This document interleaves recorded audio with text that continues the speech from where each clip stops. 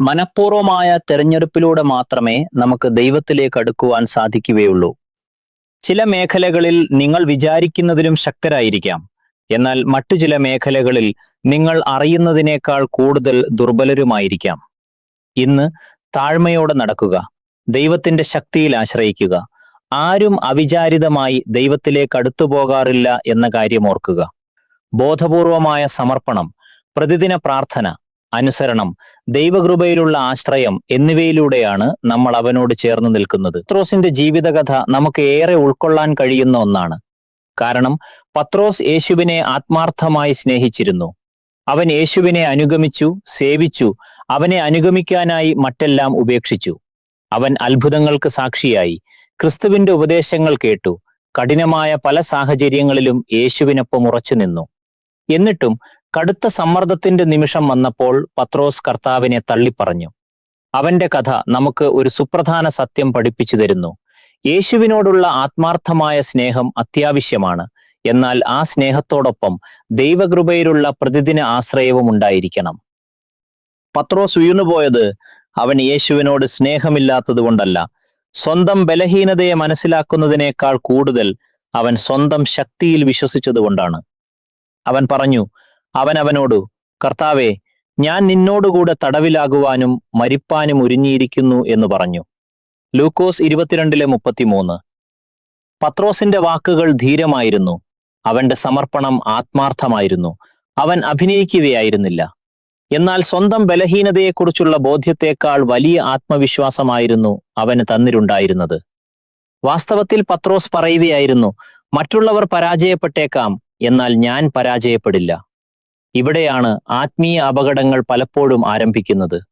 നമ്മൾ പറയാറുണ്ട്, ഞാൻ ഒരിക്കലും ആ പ്രലോഭനത്തിൽ വീഴില്ല, ഞാൻ എപ്പോഴും വിശ്വസ്തനായിരിക്കും, അതൊന്നും എനിക്ക് സംഭവിക്കില്ല, എന്നെ എനിക്കറിയാം, എനിക്കിത് കൈകാര്യം ചെയ്യാൻ കഴിയും. എന്നാൽ ആത്മീയ പക്വത എന്നാൽ ഞാൻ ശക്തനാണ് എന്ന് പറയുന്നതല്ല. ആത്മീയ പക്വത എന്നാൽ ഇങ്ങനെ പറയുന്നതാണ്, കർത്താവേ, എനിക്ക് എല്ലാ ദിവസവും നിന്റെ കൃപ ആവശ്യമാണ്. പത്രോസിന്റെ പ്രശ്നം അവന് ധൈര്യമുണ്ടായിരുന്നു എന്നതല്ല, മറിച്ച് അവൻ ക്രിസ്തുവിൽ ആശ്രയിക്കുന്നതിനേക്കാൾ കൂടുതൽ സ്വന്തം ധൈര്യത്തിൽ ആശ്രയിച്ചു എന്നതാണ്. ബൈബിൾ നമ്മെ മുന്നറിയിപ്പ് നൽകുന്നു. നാശത്തിന് മുമ്പേ ഗർവം, വീഴ്ചയ്ക്ക് മുമ്പേ ഉന്നത ഭാവം. സദൃശവാക്യങ്ങൾ 16-18. ചിലപ്പോൾ നമ്മുടെ ഏറ്റവും വലിയ ബലഹീനത ഒളിച്ചിരിക്കുന്നത് നമ്മുടെ ഏറ്റവും വലിയ ആത്മവിശ്വാസത്തിന് പിന്നിലായിരിക്കും. പ്രലോഭനങ്ങളെ ചെറുക്കാനുള്ള തന്റെ കഴിവിൽ ഒരാൾക്ക് അമിത ആത്മവിശ്വാസം ഉണ്ടാകാം. എന്നാൽ സമ്മർദ്ദത്തിലാകുമ്പോൾ താൻ എത്രത്തോളം ദുർബലനാണെന്ന് അവൻ തിരിച്ചറിയുന്നില്ല. ഒരുപക്ഷെ ബൈബിൾ അറിവിൽ ഒരാൾക്ക് വലിയ ആത്മവിശ്വാസം ഉണ്ടാകാം, എന്നാൽ ജാഗ്രത പാലിക്കുന്നതിൽ അവൻ പരാജയപ്പെടുന്നു. ആത്മീയ അനുഭവങ്ങളിൽ അഭിമാനിക്കുന്ന ഒരാൾ ദൈവവുമായുള്ള പ്രതിദിന ബന്ധത്തെ അവഗണിച്ചേക്കാം. അതുകൊണ്ടാണ് ആത്മപരിശോധന പ്രധാനമാകുന്നത്. നമ്മുടെ ബലഹീനതകളെ തിരിച്ചറിയുന്നത് ഒരു കുറവല്ല, അത് ജ്ഞാനത്തിന്റെ തുടക്കമാണ്. ഇന്നത്തെ ലോകത്തിൽ ആളുകൾ തങ്ങളെ തന്നെ തെളിയിക്കാൻ നിരന്തരം സമ്മർദ്ദത്തിലാണ്. മറ്റുള്ളവരെക്കാൾ ഉച്ചത്തിൽ സംസാരിക്കാനും ശക്തരാകാനും ആക്രമണോത്സുകത കാണിക്കാനും നമ്മൾ പ്രേരിപ്പിക്കപ്പെടുന്നു. ഓൺലൈൻ ചർച്ചകൾ പലപ്പോഴും അമിത ആത്മവിശ്വാസത്തെയും ആക്രോശങ്ങളെയും പ്രോത്സാഹിപ്പിക്കുന്നു. പൊതുസംവാദങ്ങൾ ആളുകളെ അവരുടെ സ്വത്വം സംരക്ഷിക്കാൻ നിർബന്ധിതരാക്കുന്നു. രാഷ്ട്രീയ മത ചർച്ചകൾ എളുപ്പത്തിൽ വൈകാരികമായി മാറുന്നു. എന്നാൽ ക്രിസ്തീയ ജീവിതം നമ്മൾ മറ്റുള്ളവരെക്കാൾ ശക്തരാണെന്ന് തെളിയിക്കാനുള്ള ഒരു മത്സരമല്ല. പൊതുജനങ്ങളുടെ അംഗീകാരത്തിലോ രാഷ്ട്രീയമായ കൂറിലോ മതപരമായ മേന്മയിലോ ഓൺലൈൻ പ്രശസ്തിയിലോ നമ്മൾ നമ്മുടെ സ്വത്വം കെട്ടിപ്പടുക്കേണ്ടതില്ല. നമ്മുടെ ആത്മവിശ്വാസം ക്രിസ്തുവിലായിരിക്കണം. ഒരു വാഹനത്തിന്റെ ഇന്ധന ടാങ്ക് ഏകദേശം ശൂന്യമായിരിക്കുമ്പോഴും അതിന്റെ എഞ്ചിൻ സാധാരണ പോലെ ശബ്ദമുണ്ടാക്കിയേക്കാം. എന്നാൽ എഞ്ചിന്റെ ശബ്ദം ഇന്ധന ടാങ്കിന്റെ യഥാർത്ഥ അവസ്ഥയെ മാറ്റുന്നില്ല. അതുപോലെ നമ്മുടെ ആത്മീയ ആന്തരിക ജീവിതം ശൂന്യമായിരിക്കുമ്പോഴും പുറമേക്ക് നമ്മൾ ശക്തരാണെന്ന് നമുക്ക് തോന്നാം. അതുകൊണ്ട് സ്വയം ചോദിക്കുക, കർത്താവേ, എനിക്ക് നിന്നെ ആവശ്യമുണ്ട് എന്ന് പറയേണ്ട സ്ഥാനത്ത് ഇത് എനിക്ക് കൈകാര്യം ചെയ്യാൻ കഴിയും എന്ന് ഞാൻ എവിടെയൊക്കെയാണ് പറയുന്നത്? പത്രോസ് സ്വന്തം ബലഹീനത തിരിച്ചറിയുന്നതിന് മുൻപ് തന്നെ യേശു അത് അറിഞ്ഞിരുന്നു. യേശു പറഞ്ഞു, ശിമോനെ, ശിമോനെ, സാത്താൻ നിങ്ങളെ കോതമ്പ് പോലെ പാറ്റേണ്ടതിന് കൽപ്പന ചോദിച്ചു. ലൂക്കോസ് 22:31. യേശു പത്രോസിൽ നിന്ന് അപകടം മറച്ചു വെച്ചില്ല. പ്രതിസന്ധി വരുന്നതിന് മുൻപ് തന്നെ അവന് മുന്നറിയിപ്പ് നൽകി. എന്നാൽ ആ മുന്നറിയിപ്പ് നമ്മൾ ശ്രദ്ധിച്ചാൽ മാത്രമേ ഉപകരിക്കൂ. പലരും വീണുപോകുന്നത് അവർക്ക് മുന്നറിയിപ്പ് ലഭിക്കാത്തത് കൊണ്ടല്ല, മറിച്ച് ആ മുന്നറിയിപ്പ് മറ്റാർക്കോ ഉള്ളതാണെന്ന് കരുതി അവഗണിക്കുന്നത് കൊണ്ടാണ്. പത്രോസ് പല കഠിനമായ സാഹചര്യങ്ങളിലും യേശുവിനെ അനുഗമിച്ചിട്ടുള്ളവനാണ്. അവൻ ദൈവത്തിന്റെ ശക്തി കണ്ടിട്ടുണ്ട്, വിജയം അനുഭവിച്ചിട്ടുണ്ട്. എന്നാൽ ഭൂതകാലത്തിലെ വിശ്വസ്തത ഭാവിയിലെ പ്രലോഭനങ്ങളിൽ നിന്ന് നമുക്ക് സംരക്ഷണം നൽകണമെന്നില്ല. ഇന്നലത്തെ വിജയം ഇന്നത്തെ ദൈവ ആശ്രയത്തിന് പകരമാകില്ല. ദൈവത്തിൽ നിന്നുള്ള മുന്നറിയിപ്പ് ഒരു തള്ളിക്കളയലല്ല, അത് സ്നേഹത്തിന്റെ പ്രകടനമാണ്. വിശുദ്ധ വചനത്തിലൂടെയും മുതിർന്ന വിശ്വാസികളിലൂടെയും ആത്മീയ ബോധ്യങ്ങളിലൂടെയും ജീവിത സാഹചര്യങ്ങളിലൂടെയും ദൈവം നമ്മെ മുന്നറിയിപ്പ് നൽകുന്നു. നമ്മൾ അത് കേൾക്കാൻ തയ്യാറാകണം. മനുഷ്യർക്ക് പലപ്പോഴും മനഃശാസ്ത്രജ്ഞർ പറയുന്ന നോർമൽസി ബയസ് ഉണ്ട്. മുമ്പ് മോശമായതൊന്നും സംഭവിച്ചിട്ടില്ലാത്തതിനാൽ ഇനിയൊന്നിനും കുഴപ്പമുണ്ടാകില്ല എന്ന് വിശ്വസിക്കാനുള്ള പ്രവണത. ആത്മീയമായി നമ്മൾ ചിന്തിച്ചേക്കാം, ഞാൻ എപ്പോഴും ഇത് മാനേജ് ചെയ്തിട്ടുണ്ട്, ഞാൻ ആ പാപത്തിൽ വീണിട്ടില്ല, എന്റെ പരിധികൾ എനിക്കറിയാം. എന്നാൽ ജ്ഞാനമുള്ളവൻ അപകടം വരുന്നത് വരെ കാത്തിരിക്കില്ല. ഒരു പുക അലാറം വീട് മുഴുവൻ കത്തുന്നത് വരെ കാത്തിരിക്കില്ല, അതിനു മുമ്പേ ശബ്ദമുണ്ടാക്കും. ദൈവത്തിന്റെ ആത്മീയ ബോധ്യപ്പെടുത്തലുകളും അങ്ങനെയാണ്. അത് ശിക്ഷാവിധിയല്ല, മറിച്ച് ദൈവത്തിന്റെ കരുണയാണ്. അത് ദൈവത്തിന്റെ സ്നേഹസ്വരമാണ്. കൂടുതൽ മുന്നോട്ട് പോകുന്നതിന് മുമ്പ് മടങ്ങി വരിക. അതുകൊണ്ട് സ്വയം ചോദിക്കുക, ദൈവവചനത്തിലൂടെയോ പരിശുദ്ധാത്മാവിലൂടെയോ നല്ല ഉപദേശങ്ങളിലൂടെയോ ദൈവം എനിക്ക് തന്ന ഏത് മുന്നറിയിപ്പാണ് ഞാൻ അവഗണിച്ചുകൊണ്ടിരിക്കുന്നത്? പ്രാർത്ഥന ഒരു ആചാരമല്ല, അത് ആത്മീയ ഒരുക്കമാണ്. പത്രോസിന്റെ ജീവിതത്തിൽ നിന്നുള്ള അടുത്ത സുപ്രധാന പാഠം. പ്രാർത്ഥന ഒരു മതപരമായ ചടങ്ങല്ല, മറിച്ച് അത് ആത്മീയ ഒരുക്കമാണ് എന്നതാണ്. യേശു പറഞ്ഞു, നിങ്ങൾ പരീക്ഷയിൽ അകപ്പെടാതിരിപ്പാൻ പ്രാർത്ഥിപ്പിൻ. ലൂക്കോസ് 22:40. ഒരു പോരാട്ടം വരുന്നുണ്ടെന്ന് യേശുവിനറിയാമായിരുന്നു. ശിഷ്യന്മാർ സമ്മർദ്ദം നേരിടുമെന്നും പത്രോസിന്റെ ധൈര്യം പരീക്ഷിക്കപ്പെടുമെന്നും അവൻ അറിഞ്ഞു. അതുകൊണ്ട് അവൻ അവരോട് പ്രാർത്ഥിക്കാൻ പറഞ്ഞു. എന്നാൽ ശിഷ്യന്മാർ ഉറങ്ങിപ്പോയി. പ്രതിസന്ധി പിന്നീട് വന്നതാണെങ്കിലും പരാജയം തോട്ടത്തിൽ വെച്ച് തന്നെ ആരംഭിച്ചിരുന്നു. ഇത് വലിയൊരു സത്യം നമ്മെ പഠിപ്പിക്കുന്നു. ആത്മീയ പരാജയം പലപ്പോഴും ആരംഭിക്കുന്നത് പ്രലോഭനങ്ങൾ പുറമേക്ക് കാണുന്നതിന് മുമ്പാണ്. രാവിലെ ആത്മീയ ഒരുക്കം നടത്താത്തത് കൊണ്ട് ഒരാൾക്ക് അർദ്ധരാത്രിയിൽ യുദ്ധം തോറ്റുപോയേക്കാം. പ്രാർത്ഥന എന്നത് ജീവിതം കഠിനമാകുമ്പോൾ മാത്രം അമർത്താനുള്ള ഒരു എമർജൻസി ബട്ടണല്ല. അത് കഠിനമായ നിമിഷങ്ങളെ നേരിടാൻ നമ്മെ പ്രാപ്തരാക്കുന്ന പ്രതിദിന ബന്ധമാണ്. ദൈവം നമ്മുടെ ആവശ്യങ്ങൾ അറിയാത്തത് കൊണ്ടല്ല നമ്മൾ പ്രാർത്ഥിക്കുന്നത്, മറിച്ച് നമുക്ക് അവനെ ആവശ്യമുള്ളത് കൊണ്ടാണ്. ആധുനിക ലോകം നമ്മെ എപ്പോഴും പല കാര്യങ്ങളിൽ വ്യാപൃതരാക്കാൻ രൂപകൽപ്പന ചെയ്തിട്ടുള്ളതാണ്. നോട്ടിഫിക്കേഷനുകൾ, ബ്രേക്കിംഗ് ന്യൂസ്, രാഷ്ട്രീയ തർക്കങ്ങൾ, മതപരമായ വിവാദങ്ങൾ, സോഷ്യൽ മീഡിയ ചർച്ചകൾ, ഹ്രസ്വ വീഡിയോകൾ, നിരന്തരമായ അഭിപ്രായങ്ങൾ. നമ്മുടെ മനസ്സ് എപ്പോഴും എന്തിനോടൊക്കെയോ പ്രതികരിച്ചുകൊണ്ടിരിക്കുകയാണ്. പ്രാർത്ഥനയില്ലാതെ സ്ക്രീനിൽ കാണുന്ന കാര്യങ്ങൾക്ക് അടിമകളായി നമ്മുടെ വികാരങ്ങൾ മാറിയേക്കാം. പ്രാർത്ഥന ഈ ബഹളങ്ങളിൽ നിന്ന് മാറി നമ്മൾ ആരാണെന്ന് ഓർക്കാൻ സഹായിക്കുന്നു. നമ്മുടെ പരമമായ കൂറ് ഏതെങ്കിലും രാഷ്ട്രീയ വിഭാഗത്തോടോ ഓൺലൈൻ കൂട്ടായ്മകളോടോ ജനക്കൂട്ടത്തോടോ അല്ല, അത് ക്രിസ്തുവിനോടാണ്. പ്രാർത്ഥന എല്ലാ കൊടുങ്കട്ടികളെയും ഇല്ലാതാക്കില്ല, എന്നാൽ കൊടുങ്കാറ്റിനെ നേരിടേണ്ട വ്യക്തിയെ അത് പ്രാപ്തനാക്കും.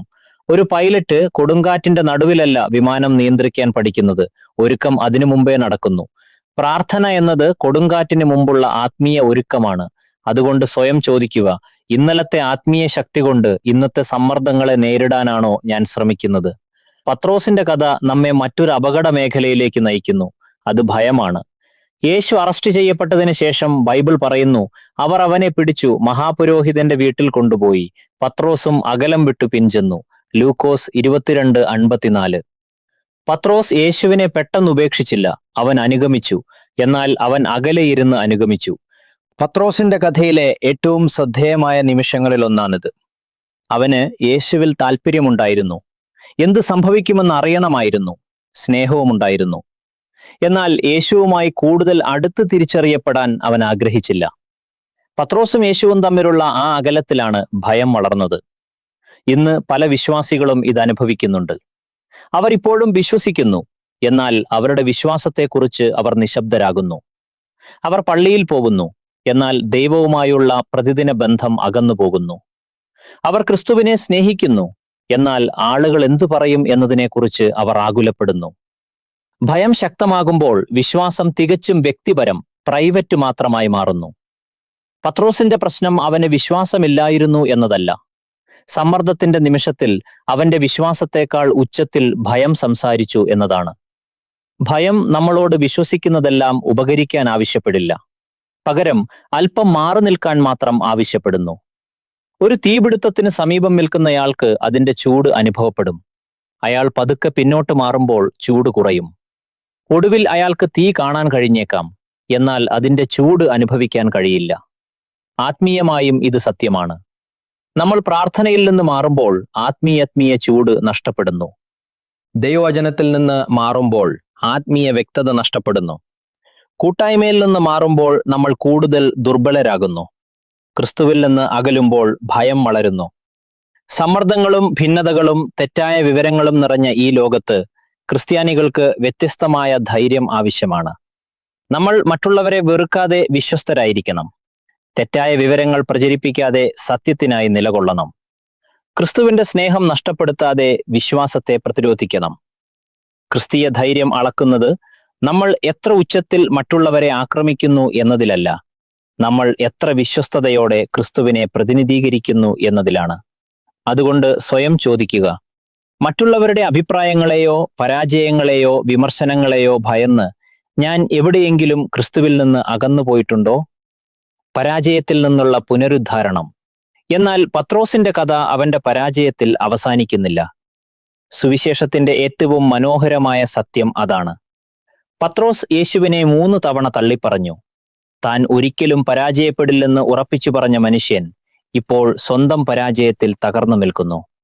ബൈബിൾ പറയുന്നു, അപ്പോൾ കർത്താവ് തിരിഞ്ഞ് പത്രോസിനെ ഒന്ന് നോക്കി. ലൂക്കോസ് 22:61. ആ ഒരു നോട്ടം പത്രോസിനെ മാറ്റിമറിച്ചു. യേശുവിന്റെ നോട്ടം വെറുമൊരു നിരാശയുടെ നോട്ടമായിരുന്നില്ല. പത്രോസ് തന്നെത്താൻ വ്യക്തമായി കണ്ട നിമിഷമായിരുന്നു അത്. ചിലപ്പോൾ വിജയത്തിന് നൽകാൻ കഴിയാത്ത വലിയൊരു തിരിച്ചറിവ് പരാജയത്തിന് നൽകാൻ കഴിയും. എല്ലാം നന്നായി നടക്കുമ്പോൾ നമ്മൾ ശക്തരാണെന്ന് നമുക്ക് തോന്നാം. എന്നാൽ പരാജയം നമ്മെ ദൈവകൃപയുടെ ആവശ്യകതയിലേക്ക് നയിക്കുന്നു. പത്രോസ് മനം നൊന്ത് കരഞ്ഞു. അവന്റെ കണ്ണീർ തകർന്ന ഹൃദയത്തിന്റെ പ്രതീകമായിരുന്നു. എന്നാൽ ഒരു തകർന്ന ഹൃദയം ദൈവത്തിലേക്ക് തിരിയുമ്പോൾ അത് പുതിയൊരു ജീവിതത്തിന്റെ തുടക്കമായി മാറുന്നു. ബൈബിൾ പറയുന്നു, തകർന്നും നുറുങ്ങിയും ഇരിക്കുന്ന ഹൃദയത്തെ ദൈവമേ നീ നിരസിക്കയില്ല. സങ്കീർത്തനങ്ങൾ 51:17. തങ്ങൾ ഒരിക്കലും പരാജയപ്പെട്ടിട്ടില്ലെന്ന് നടിക്കുന്നവരിലല്ല ദൈവം പ്രസാദിക്കുന്നത്. മറിച്ച് തങ്ങൾക്ക് ദൈവത്തെ ആവശ്യമുണ്ടെന്ന് ആത്മാർത്ഥമായി സമ്മതിക്കുന്നവരെയാണ് അവൻ പുനരുദ്ധരിക്കുന്നത്. നിങ്ങളുടെ ഏറ്റവും മോശം പരാജയം നിങ്ങളുടെ ജീവിതത്തിന്റെ അവസാന അധ്യായമാകേണ്ടതില്ല. ലോകം നിങ്ങളുടെ തെറ്റുകൾ ഓർത്തുവെച്ചേക്കാം. ആളുകൾ നിങ്ങളുടെ ഭൂതകാലം ഓർമ്മിപ്പിച്ചേക്കാം. സോഷ്യൽ മീഡിയ പഴയ പരാജയങ്ങൾ കാത്തു സൂക്ഷിച്ചേക്കാം. എന്നാൽ സുവിശേഷം പ്രഖ്യാപിക്കുന്നത് ഒരു മനുഷ്യന്റെ മോശം നിമിഷം അവന്റെ ശാശ്വതമായ സ്വത്വമല്ല എന്നാണ്. കേടുപാടുകൾ സംഭവിച്ച ഒരു സംഗീതോപകരണത്തിന് പഴയതുപോലെ ശബ്ദം പുറപ്പെടുവിക്കാൻ കഴിഞ്ഞേക്കില്ല. എന്നാൽ ഒരു വിദഗ്ധനായ നിർമ്മാതാവിന്റെ കൈകളിൽ അത് നന്നാക്കാനും വീണ്ടും മനോഹരമായി വായിക്കാനും കഴിയും. അനുദപിക്കുന്ന മനുഷ്യരെ ദൈവം എറിഞ്ഞുകളയില്ല. അതുകൊണ്ട് സ്വയം ചോദിക്കുക, എന്റെ ഭൂതകാല പരാജയങ്ങൾ എന്നെ ദൈവത്തിൽ നിന്ന് അകറ്റാൻ ഞാൻ അനുവദിക്കുകയാണോ? അതോ ദൈവകൃപ എന്നെ അവനിലേക്ക് മടക്കിക്കൊണ്ടുവരാൻ ഞാൻ അനുവദിക്കുകയാണോ? ഉയിർപ്പിന് ശേഷം യേശു പത്രോസിനെ വീണ്ടും കണ്ടുമുട്ടി. അവൻ പത്രോസിനെ യേശുവിനെ തള്ളിപ്പറഞ്ഞ ശിഷ്യൻ എന്ന് മുദ്രകുത്തിയില്ല. പകരം അവനെ പുനരുദ്ധരിച്ചു.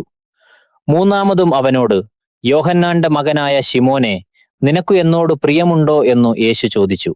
യോഹന്നാൻ 21:17. യേശു ചോദിച്ച ചോദ്യം ശ്രദ്ധിക്കുക. അവൻ ചോദിച്ചില്ല, നിനക്കിപ്പോൾ നിന്നിൽ ആത്മവിശ്വാസമുണ്ടോ? അല്ലെങ്കിൽ ഇനി ഒരിക്കലും പരാജയപ്പെടില്ലെന്ന് നീ വാക്ക് തരുന്നുണ്ടോ? അവൻ ചോദിച്ചത് ഒന്നു മാത്രം, നീ എന്നെ സ്നേഹിക്കുന്നുവോ? ആ ചോദ്യം പത്രോസിന്റെ ആത്മീയ ജീവിതത്തിന്റെ കേന്ദ്രത്തിലേക്കാണ് ഇറങ്ങിച്ചെന്നത്. പത്രോസ് പണ്ടു പറഞ്ഞിരുന്നു, ഞാൻ ഒരിക്കലും പരാജയപ്പെടില്ല. എന്നാൽ ഇപ്പോൾ അവൻ കൂടുതൽ ആഴമുള്ള ഒരിടത്തേക്ക് വന്നു. കർത്താവേ, നീ എല്ലാം അറിയുന്നു, ഞാൻ നിന്നെ സ്നേഹിക്കുന്നു എന്ന് നീ അറിയുന്നു. പത്രോസ് ആത്മവിശ്വാസത്തിൽ നിന്ന് ദൈവ ആശ്രയത്തിലേക്ക് മാറി. ആ മാറ്റമാണ് ദൈവം നമ്മിലും ആഗ്രഹിക്കുന്നത്.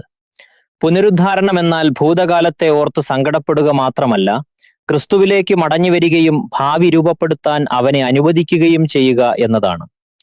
യേശു പത്രോസിന്റെ സ്നേഹത്തെയും അവന്റെ ലക്ഷ്യത്തെയും അവന്റെ ശുശ്രൂഷയെയും പുനരുദ്ധരിച്ചു. വീണ്ടും വലിയ ഉത്തരവാദിത്തങ്ങൾ അവനെ ഏൽപ്പിച്ചു. ഇതാണ് സുവിശേഷത്തിന്റെ ഭംഗി. നിങ്ങളുടെ പരാജയം ദൈവകൃപയേക്കാൾ വലുതല്ല. നിങ്ങളുടെ ബലഹീനത ദൈവത്തിന്റെ ശക്തിയേക്കാൾ വലുതല്ല. കൊടുങ്കാറ്റിൽ ശാഖകൾ നഷ്ടപ്പെട്ട ഒരു മരത്തിന്റെ വേരുകൾ ജീവനുള്ളതാണെങ്കിൽ അതിൽ പുതിയ തളിരുകൾ വരും. ആ കേടുപാടുകൾ അതിന്റെ കഥയുടെ ഭാഗമായിരിക്കാം, എന്നാൽ അത് ഭാവിയിലെ ഫലപ്രാപ്തിയെ തടയില്ല. ഒരുപക്ഷെ നിങ്ങൾ വീണുപോയിട്ടുണ്ടാകാം, ആത്മീയമായി അകന്നുപോയിട്ടുണ്ടാകാം, പ്രാർത്ഥന അവഗണിച്ചിട്ടുണ്ടാകാം, സ്വന്തം ശക്തിയിൽ ആശ്രയിച്ചിട്ടുണ്ടാകാം, അല്ലെങ്കിൽ ഭയം കാരണം വിശ്വാസം മറച്ചുവെച്ചിട്ടുണ്ടാകാം. പത്രോസിന്റെ ജീവിതം നൽകുന്ന സന്ദേശം ഇതാണ്: യേശുവിൽ നിന്ന് ഓടിയകലരുത്, അവനിലേക്ക് മടങ്ങി വരിക. പരാജയത്തിൽ പത്രോസിനെ നോക്കിയ അതേ യേശു തന്നെയാണ് അവനെ സ്നേഹത്തോടെ പുനരുദ്ധരിച്ചത്. ആ യേശുവിന് ഇന്നും നമ്മെ പുനരുദ്ധരിക്കാൻ കഴിയും. അതുകൊണ്ട് നിങ്ങളുടെ ജീവിതം പരിശോധിക്കുമ്പോൾ ഈ സത്യങ്ങൾ ഓർക്കുക. ദൈവകൃപയേക്കാൾ കൂടുതൽ സ്വന്തം ശക്തിയിൽ വിശ്വസിക്കരുത്. പ്രതിസന്ധി വരുന്നതുവരെ പ്രാർത്ഥിക്കാൻ കാത്തിരിക്കരുത്. ദൈവം നൽകുന്ന മുന്നറിയിപ്പുകൾ അവഗണിക്കരുത്. യേശുവും നിങ്ങളും തമ്മിൽ അകലം സൃഷ്ടിക്കാൻ ഭയത്തെ അനുവദിക്കരുത്. നിങ്ങൾ പരാജയപ്പെട്ടാൽ ദൈവത്തിൽ നിന്ന് ഓടിയകലരുത്, അവനിലേക്ക് മടങ്ങി വരിക. ആരും അവിചാരിതമായി ദൈവത്തിലേക്ക് അടുത്തു പോകാറില്ല. ബോധപൂർവമായ സമർപ്പണം, പ്രതിദിന അനുസരണം, തുടർച്ചയായ പ്രാർത്ഥന, താഴ്മ, ദൈവകൃപയിലുള്ള ആശ്രയം എന്നിവയിലൂടെയാണ് നമ്മൾ അവനോട് ചേർന്നു നിൽക്കുന്നത്. അവസാനത്തെ ചോദ്യം നമ്മൾ പരാജയപ്പെട്ടിട്ടുണ്ടോ എന്നതല്ല, മറിച്ച് ഇന്ന് നമ്മൾ എവിടെയാണ് നിൽക്കുന്നത് എന്നതാണ്. നിങ്ങൾ സ്വന്തം ശക്തിയിലുള്ള ആത്മവിശ്വാസത്തിലാണോ നിൽക്കുന്നത്? അതോ ഭയം കാരണം അകലെയാണോ? അതോ പരാജയം കാരണം ഒളിച്ചിരിക്കുകയാണോ? അതോ യേശുവിനരികിൽ അവന്റെ കൃപയിൽ ആശ്രയിച്ചു നിൽക്കുകയാണോ? ഇന്ന് അവനിലേക്ക് മടങ്ങി വരിക. പ്രതിസന്ധിക്ക് മുമ്പ് പ്രാർത്ഥിക്കുക, വീഴ്ചയ്ക്ക് മുൻപ് ശ്രദ്ധിക്കുക, ഭയം വളരുന്നതിന് മുമ്പ് അരികിൽ നിൽക്കുക, പരാജയപ്പെടുമ്പോൾ അനുതപിക്കുക. യേശു നിങ്ങളുടെ സ്നേഹത്തെയും ലക്ഷ്യത്തെയും പുതുക്കട്ടെ. ചിന്തിക്കേണ്ട ഒരു കാര്യം: എന്റെ ജീവിതത്തിൽ ദൈവകൃപയേക്കാൾ കൂടുതൽ ഞാൻ സ്വന്തം ശക്തിയിൽ ആശ്രയിക്കുന്നത് എവിടെയാണ്? യേശുവിലേക്ക് കൂടുതൽ അടുക്കാൻ ഇന്ന് എനിക്ക് എടുക്കാൻ കഴിയുന്ന ബോധപൂർവമായ പടി എന്താണ്? നമുക്ക് പ്രാർത്ഥിക്കാം. കാരുണ്യവാനായ സ്വർഗീയ പിതാവേ, പത്രോസിന്റെ ജീവിതത്തിലൂടെ ആത്മീയ പരാജയം എന്റെ ജീവിതത്തിന്റെ അവസാനമല്ല എന്ന് എന്നെ ഓർമ്മിപ്പിച്ചതിനായി നന്ദി. അങ്ങയുടെ കൃപയേക്കാൾ കൂടുതൽ സ്വന്തം ശക്തിയിൽ ഞാൻ ആശ്രയിച്ച നിമിഷങ്ങളോട് എന്നോട് ക്ഷമിക്കേണ്ടമേ. ഞാൻ വിചാരിക്കുന്നതിലും ശക്തനാണെന്ന അഹങ്കാരത്തിൽ നിന്ന് എന്നെ സംരക്ഷിക്കേണ്ടമേ. എന്റെ ബലഹീനതകളെ തിരിച്ചറിയാനുള്ള താഴ്മയും എല്ലാ ദിവസവും അങ്ങയിൽ ആശ്രയിക്കാനുള്ള ജ്ഞാനവും എനിക്ക് നൽകണമേ. അപകടം വരുന്നതിന് മുൻപ് അങ്ങയുടെ മുന്നറിയിപ്പുകൾ ശ്രദ്ധിക്കാൻ എന്നെ പഠിപ്പിക്കേണ്ടമേ. അങ്ങയുടെ ആത്മാവിന്റെ ബോധ്യപ്പെടുത്തലുകളെയോ വചനത്തിന്റെ സത്യങ്ങളെയോ ദൈവഭയമുള്ള മനുഷ്യരുടെ നല്ല ഉപദേശങ്ങളെയോ അവഗണിക്കാതിരിക്കാൻ എന്നെ സഹായിക്കണമേ. പ്രതിസന്ധികൾക്ക് മുൻപേ പ്രാർത്ഥിക്കാൻ എന്നെ പഠിപ്പിക്കണമേ. ഇന്നലത്തെ ആത്മീയ ശക്തി കൊണ്ട് ഇന്നത്തെ സമ്മർദ്ദങ്ങളെ നേരിടാതിരിക്കാൻ എന്നെ സഹായിക്കണമേ. പ്രതിദിന പ്രാർത്ഥനയിലൂടെയും വചനത്തിലൂടെയും ആരാധനയിലൂടെയും അനുസരണത്തിലൂടെയും എന്നെ അങ്ങയോട് ചേർത്ത് നിർത്തണമേ. ഭയം ശക്തമാകുമ്പോൾ യേശുവിനോട് ചേർന്ന് നിൽക്കാൻ എന്നെ സഹായിക്കണമേ. വെറുപ്പില്ലാതെ സത്യത്തിനായി നിലകൊള്ളാനും ആക്രമണോത്സുകതയില്ലാതെ ധീരനാകാനും ജ്ഞാനത്തിലും താഴ്മയിലും സ്നേഹത്തിലും ജീവിക്കാനും എന്നെ സഹായിക്കണമേ. ഞാൻ പരാജയപ്പെടുമ്പോൾ അങ്ങയിൽ നിന്ന് ഓടിയകലാൻ അനുവദിക്കരുതേ. ആത്മാർത്ഥമായി അനുദപിക്കാനുള്ള ധൈര്യവും എന്റെ പരാജയത്തെക്കാൾ വലുതാണ് അങ്ങയുടെ കൃപ എന്ന് വിശ്വസിക്കാനുള്ള വിശ്വാസവും എനിക്ക് നൽകണമേ. അങ്ങയോടുള്ള എന്റെ സ്നേഹത്തെയും ലക്ഷ്യത്തെയും പുതുക്കണമേ. എന്റെ വിശ്വാസത്തെ ശക്തിപ്പെടുത്തണമേ. എന്നിൽ ആശ്രയിക്കുന്നതിനേക്കാൾ കൂടുതൽ അങ്ങയിൽ ആശ്രയിക്കാൻ എന്നെ പഠിപ്പിക്കണമേ. സമ്മർദ്ദങ്ങളും ഭിന്നതകളും ആശയക്കുഴപ്പങ്ങളും നിറഞ്ഞ ഈ ലോകത്തിൽ ക്രിസ്തുവിൽ ആങ്കർ ചെയ്യാൻ ഉറച്ചു നിൽക്കാൻ എന്നെ സഹായിക്കണമേ. എന്റെ ജീവിതം സത്യവും ധൈര്യവും ജ്ഞാനവും താഴ്മയും കരുണയും സ്നേഹവും പ്രതിഫലിപ്പിക്കട്ടെ.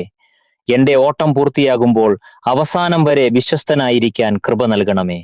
യേശുവിന്റെ നാമത്തിൽ തന്നെ ആമേൻ. ഇന്നത്തെ സന്ദേശം: ആത്മവിശ്വാസം പരാജയപ്പെട്ടേക്കാം. പ്രാർത്ഥനയില്ലായ്മ നമ്മെ ദുർബലരാക്കിയേക്കാം. ഭയം നമ്മെ ക്രിസ്തുവിൽ നിന്ന് അകറ്റിയേക്കാം. പരാജയം നമ്മെ തകർത്തേക്കാം. എന്നാൽ ദൈവകൃപയ്ക്ക് നമ്മെ പുനരുദ്ധരിക്കാൻ കഴിയും.